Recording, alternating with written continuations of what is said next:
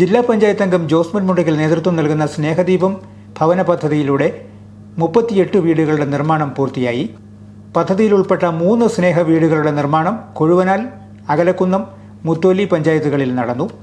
സ്നേഹദീപത്തിലെ 36, 37, 38 വീടുകളുടെ നിർമ്മാണമാണ് സാക്ഷാത്കരിക്കപ്പെട്ടത്. കൊഴുവനാൽ പഞ്ചായത്തിലെ 36ാമത് സ്നേഹവീടിന്റെ താക്കോൽ സമർപ്പണം മേവിട ആയില്യംകുന്നിൽ മാണി സി കാപ്പൻ MLA നിർവഹിച്ചു. പദ്ധതിയിലെ 37ാം സ്നേഹവീടിന്റെ താക്കോൽ സമർപ്പണം അകലക്കുന്നം പഞ്ചായത്തിലെ നെല്ലിക്കുന്നിൽ അഡ്വക്കേറ്റ് ചാണ്ടി ഉമ്മൻ MLA നിർവഹിച്ചു. 38ാം സ്നേഹവീടിന്റെ സമർപ്പണം മുത്തോലി പഞ്ചായത്തിലെ മീനച്ചിലിൽ ലോകസഞ്ചാരിയും പ്ലാനിംഗ് ബോർഡ് മെമ്പറുമായ സന്തോഷ് ജോർജ് കുളങ്ങര നിർവഹിച്ചു. സ്നേഹദീപത്തിലെ 39 മുതൽ 43 വരെയുള്ള വീടുകളുടെ നിർമ്മാണം കൊഴുവനാൽ പഞ്ചായത്തിലെ മലയിരുത്തി ഭാഗത്ത് പൂർത്തിയായി വരികയാണ്.